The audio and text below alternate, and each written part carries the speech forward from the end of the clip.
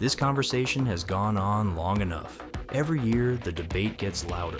Every year, someone runs a new stat line, builds a new argument, and tries to convince you that LeBron James has either matched or surpassed Michael Jordan as the greatest basketball player who ever lived. And every year, the people making that argument are ignoring the most obvious thing sitting right in front of them. LeBron James is one of the most physically dominant athletes in the history of professional sports. That is not up for debate. The man is built like a NFL tight end, has the vision of a point guard, the finishing ability of a center, and has kept his body performing at an elite level well into his late 30s. There is nobody quite like him in terms of raw physical tools and pure basketball intelligence combined into one player, but none of that makes him Michael Jordan. LeBron James is the greatest combination of size, vision, and physical power the game has ever seen. What Michael Jordan was is something different entirely, something that only happened once. And the sooner this conversation acknowledges that difference clearly and honestly, the sooner we can give both men the credit they actually deserve without manufacturing a rivalry that distorts both legacies in the process. Jackson, you got it? Okay, guys, everybody. I know that, but I know you. You're gonna do it. You're gonna do it. Good luck.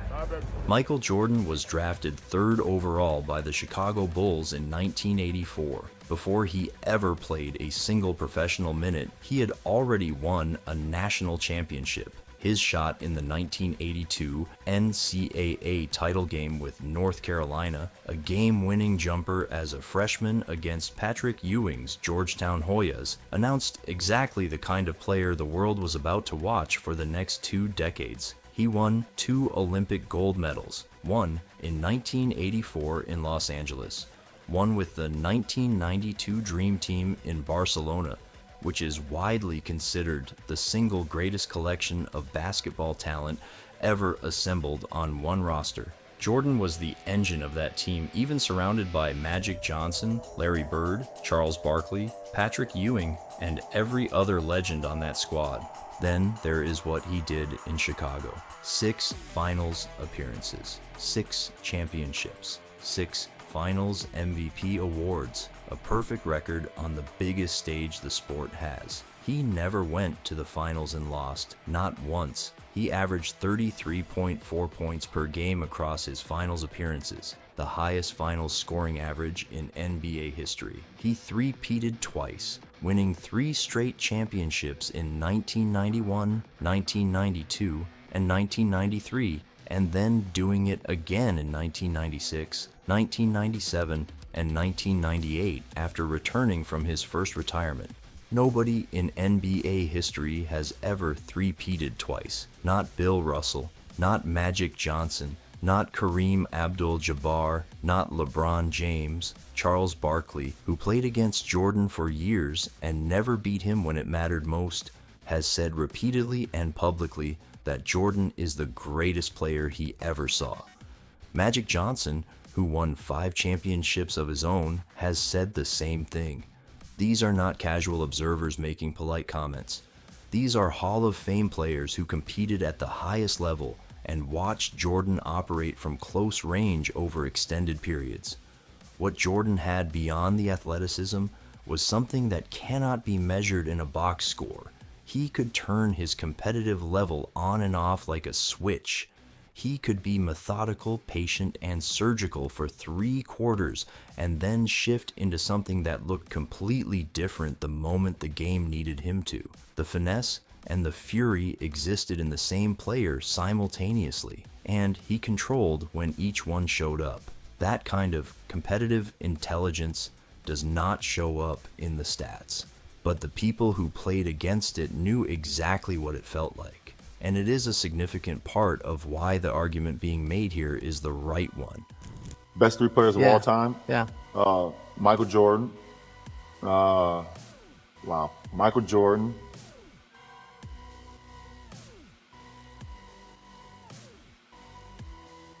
Wow, this is tough. Michael Jordan.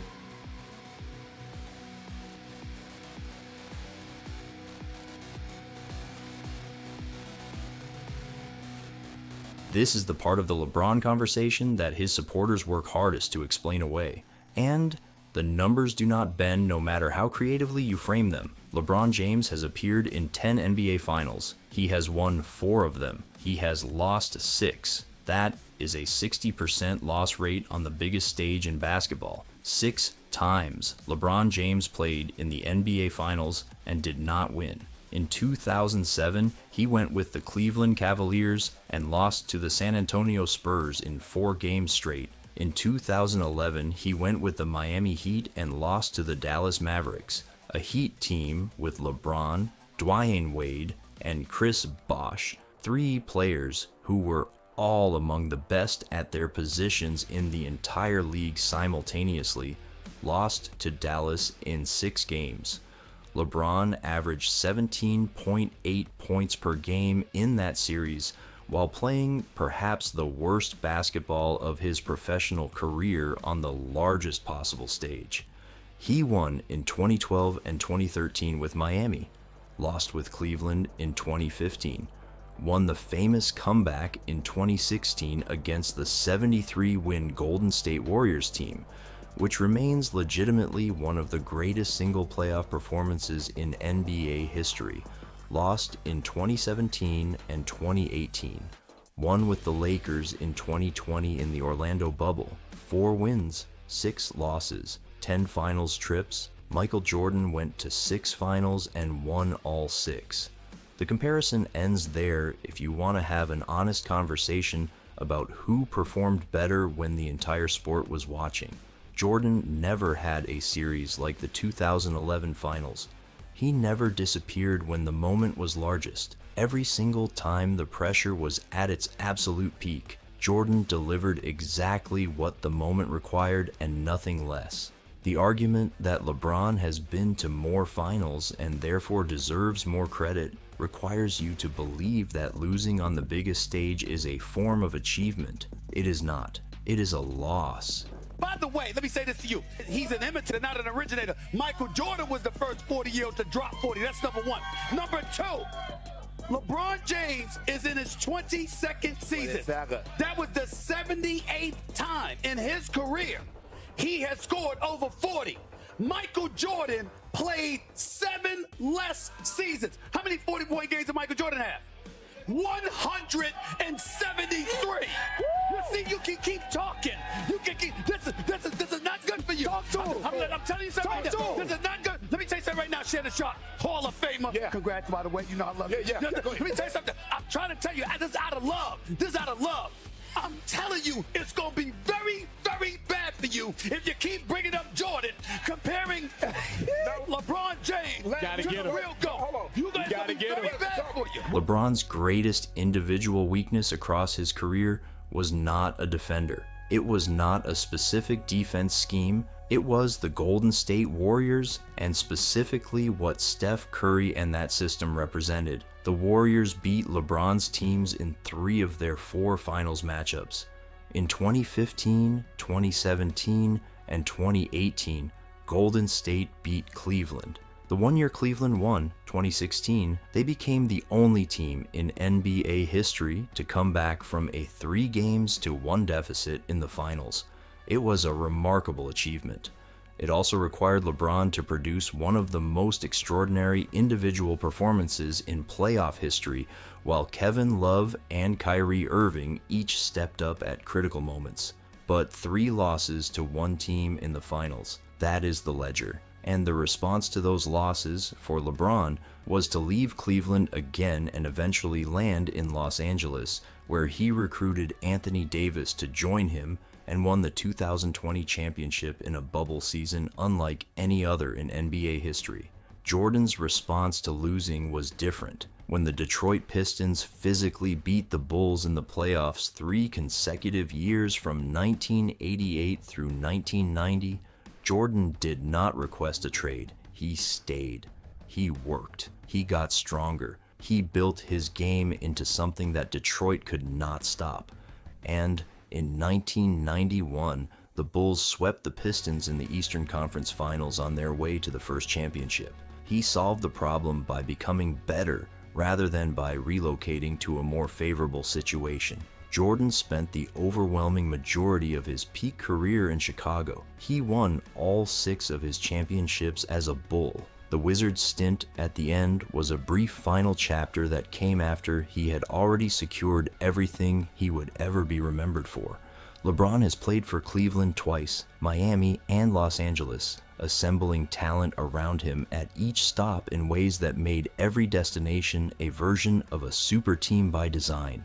My hot take is that if Michael Jordan played in today's NBA with LeBron James, the GOAT debate wouldn't even be a debate because MJ would be way better. Today's NBA is designed for skill-based scores, more spacing, way less physicality, freedom of movement, and the rest who protect offensive players. That helps both guys, but it supercharges Jordan. He was dropping 30 when defenders could hand check, bump, and fully steer him. LeBron already benefits from these rules, but he's a downhill player. His best shots come from when he builds momentum, collapses the defense, or gets a mismatch when he's a bully. Jordan's best shots come from pure skill separation, footwork, mid-range mastery, shoulder fakes, and creating tiny pockets of space defenders can't take away. In today's league, those shots become even easier because nobody is allowed to touch them. The stuff that bothers LeBron the most, the pull-up jumper and the in-between game, is literally Jordan's strongest area. And that's the major difference. LeBron struggles the most when teams force him into mid-range pull-ups, force him to shoot over a contest, or cut off his driving lanes. Those are the exact areas where Jordan dominates. If LeBron goes under screens, Jordan punishes it. If LeBron switches onto him, Jordan lives in that mid-post and cooks him. If LeBron sags off, Jordan rises up with one of the cleanest mid-range jumpers of all time. Everything that LeBron hates doing offensively is what Jordan does at an elite level. Then add today's pace, more possessions, more transition, more ISOs through switching. LeBron is great in space, but Jordan thrives in these environments. He gets to his spots without relying on brute force, and modern spacing gives him all the room he needs to work. And with today's recovery science, athleticism programs, and training methods, Jordan would only get more explosive, not less. But the real separator is mentality. Today's NBA is softer, more polished, and more finesse driven. Stars rest more, pace themselves, and think long term. Jordan's mentality would dominate this era. He'd treat every night like it mattered, refuse load management, and stack stats, wins, and highlights simply because he wasn't tired and wasn't wired to coast. LeBron's longevity is legendary, but Jordan's intensity every single game would stand out even more today. And that's why the Jordan and LeBron GOAT debate wouldn't even exist, because Jordan would absolutely outclass LeBron.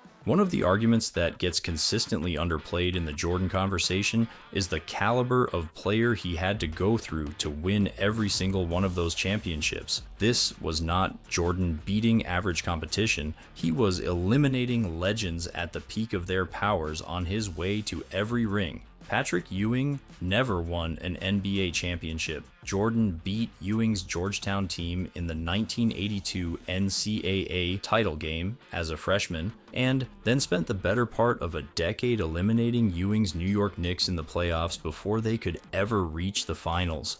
Ewing was one of the greatest centers in the history of the position. He has no ring largely because Jordan was in the same conference for the entirety of his prime. Isaiah Thomas and the Detroit Pistons were one of the most physically intimidating teams in NBA history. They beat Jordan 3 times in the playoffs before the Bulls finally broke through in 1991. Isaiah got 2 rings before Jordan stopped that run entirely. Magic Johnson's Los Angeles Lakers lost to Jordan's Bulls in the 1991 finals. Magic retired after that season following his HIV diagnosis. He never played in another finals. Charles Barkley took the Phoenix Suns to the 1993 finals, and Jordan beat them in 6 games. Barkley has 0 championships. Karl Malone and John Stockton took the Utah Jazz to the finals in both 1997 and 1998. Jordan beat them both times. Malone, one of the greatest power forwards in NBA history, retired without a ring. Gary Payton's Seattle Supersonics lost to Jordan's Bulls in the 1996 finals. Payton eventually won a championship with Miami in 2006. Clyde Drexler's Portland Trail Blazers lost to Jordan's Bulls in the 1992 finals. Drexler won a championship with Houston in 1995 during the period Jordan was playing baseball. Reggie Miller, one of the great shooters in NBA history, never won a championship. The names on that list read like a Hall of Fame induction ceremony. Jordan did not win rings by getting lucky with his bracket. He won them by beating the best players of his generation over and over again at the moments those players were playing their best basketball. None of this diminishes LeBron James as a basketball player. He is genuinely one of the most complete players the sport has ever produced. The most accurate comparison for what LeBron is physically and stylistically is somewhere between Magic Johnson and Shaquille O'Neal. The vision and playmaking of Magic in a body closer to Shaq's power and size. He sees the floor as well as anyone who ever played the position, and his physical dominance over smaller defenders is as automatic as anything in the sport. But Magic Johnson is not Michael Jordan either, and Magic has said this himself. LeBron is a generational talent playing a style of basketball that Magic pioneered and that Shaq perfected physically. That is a remarkable thing to be. It is simply not the same thing as what Michael Jordan was. Jordan played a different kind of basketball. Smaller, faster, more precise. A game built on angles and footwork and an ability to create elite separation from defenders who were completely prepared for him and still could not stop him. LeBron's Space Jam sequel in 2021 was in many ways the most telling moment of his legacy outside the court. Jordan's original Space Jam in 1996 was a cultural phenomenon that crossed every demographic and age group and became one of the defining pop culture moments of an entire decade. LeBron's version was critically panned and underperformed commercially against its production budget. The attempt to recreate that kind of cultural impact illustrated the exact gap this whole conversation keeps circling around. Jordan did not chase that kind of legacy. He built it by being so singular and so dominant that the culture came to him whether he invited it or not. And then there is the political dimension of LeBron's public life, which he chose to make central to his identity over the last several years. People have every right to their political views, but Jordan built his brand on being universally beloved across every background and demographic in a way that transcended politics entirely. LeBron made choices that divided his audience in ways that Jordan never allowed to happen to his own image. Whether that was right or wrong is a separate debate. What it unquestionably did was complicate and fragment a legacy in ways that Jordan's never was. 6 finals appearances, 6 championships, 6 finals MVPs, 2 three-peats, 2 Olympic gold medals, a national championship in college, the most iconic athlete endorsement deal in the history of commercial sports, a partnership with Nike that turned Air Jordan into a brand worth billions of dollars that still generates over $5 billion in annual revenue decades after Jordan retired.